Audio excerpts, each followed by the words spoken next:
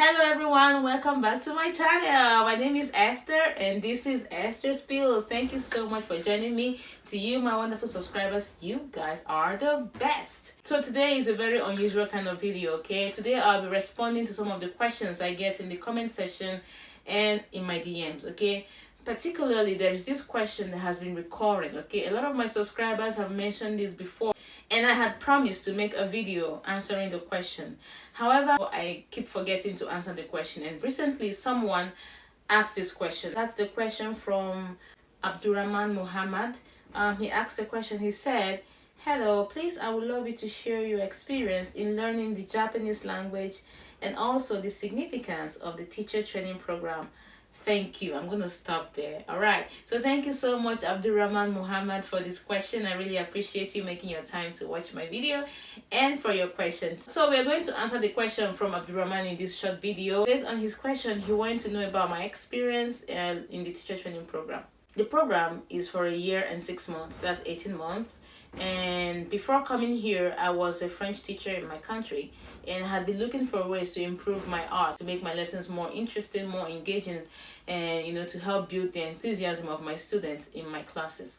So when I learned about this opportunity from the Japanese embassy in Nigeria. Got here in September 2017, and the first 6 months was devoted to learning Japanese language, intensive. So we started first with learning the alphabet, we learned hiragana, we learned katakana, and then we went into kanji. Remember, the program was going to be in Japanese, so it was right that we had to learn the language first before we can go ahead to do our research in Japanese.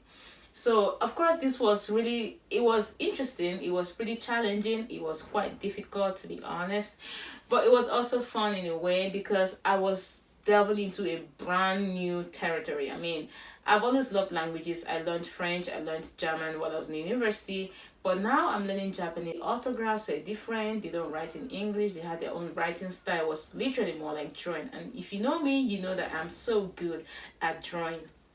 We began learning the alphabet, and each day in class I got to learn alphabet, I got to learn sentence structure, I got to learn word groupings, making sentences. We're doing a whole lot of things at the same time, okay? And this wasn't just, our class was quite sizable. We were about 10 or perhaps less than 20, and this regrouped students from all over the world.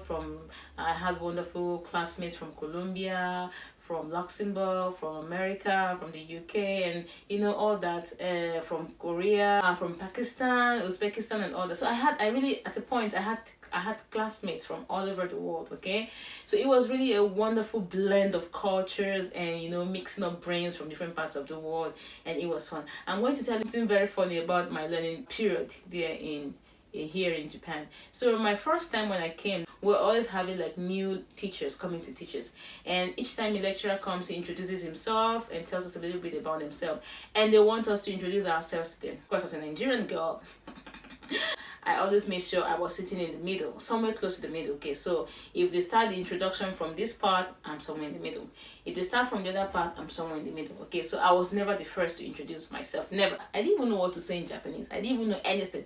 So I just went with the mind to cram everything. I was doing then was, if a teacher comes and says self-introduction and people start standing up, I'm like, oh, it's time. So I would listen to whatever the first person says. I'll listen, the second person says this, almost the same thing.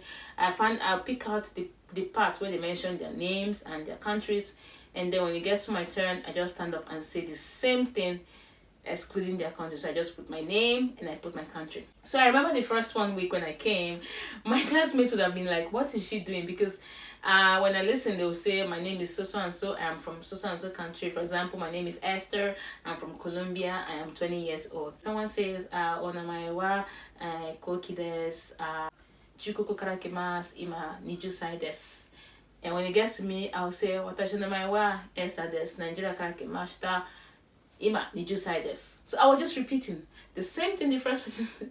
So I didn't know it meant age. I just felt it was like part of the self-introduction, like it was more like nice to meet you or something. I didn't know anything in Japanese, so I would just repeat what others were saying, and I'm sure my classmates were like, I thought she said she was 20 yesterday. So today, let's say the person before me says 20 and I'm 20. Tomorrow the person before me says 25 and I'll be 25. If the person before me says I'm 29, outside I'm 29. So it continued that way. I was just going, my age was just fluctuating every day like this.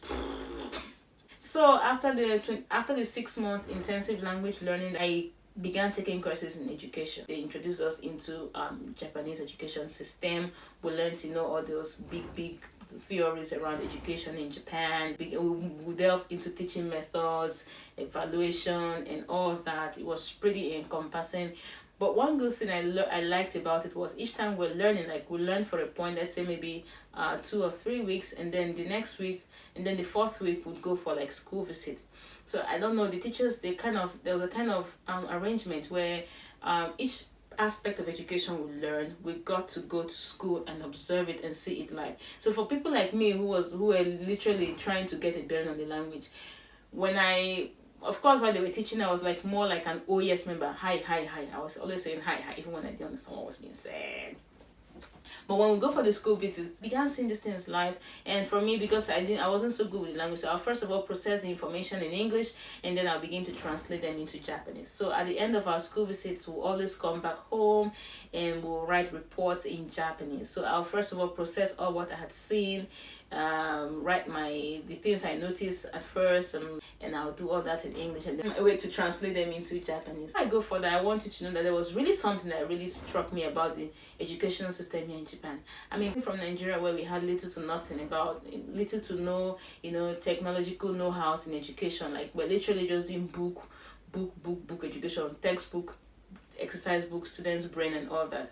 Here, the kids could really feel their classes come to life. Even though you were learning the language, you were literally feeling, breathing the language. So they were helping them to always, there were lots of teamwork exercises, group activities, pair work activities. So you learn this aspect of a language, you get used to it, they move to another aspect. Sometimes they get to play with the language, they get to play with the sounds.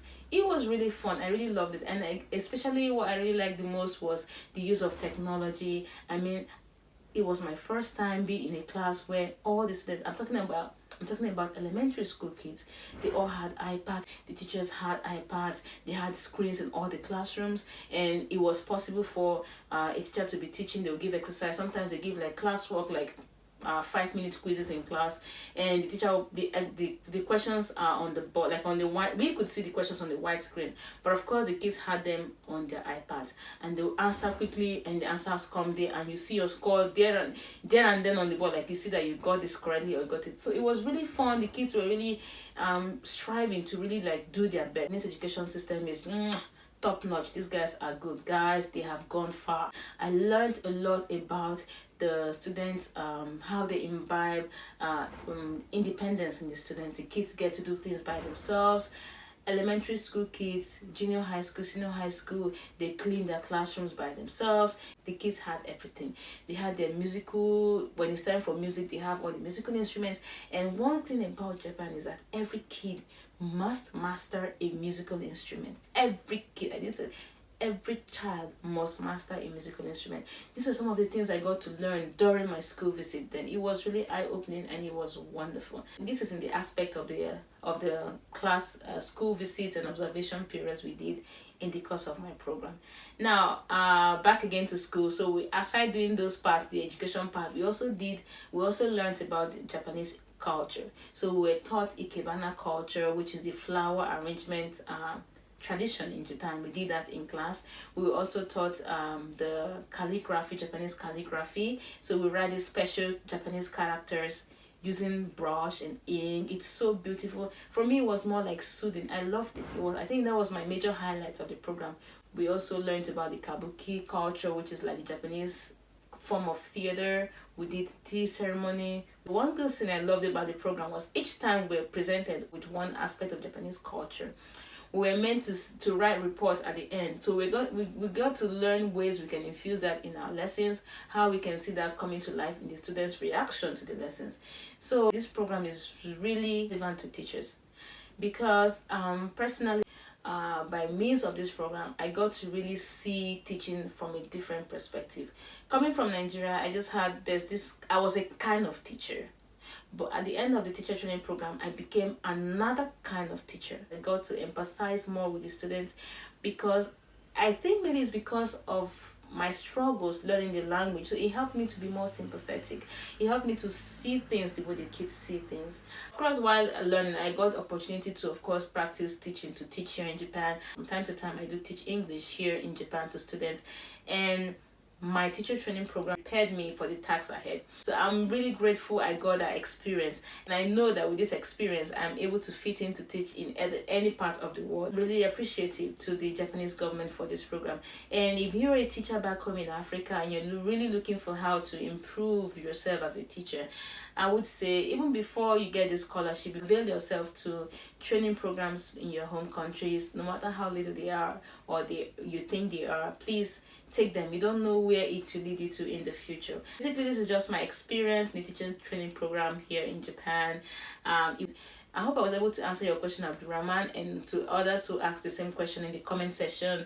I really appreciate your help. I really appreciate your support. And of course, if you have further questions, do not forget to leave that in the comment section. Thank you so much, guys, for sticking with me thus far. This is your girl Esther saying, be nice, be wise, and be happy.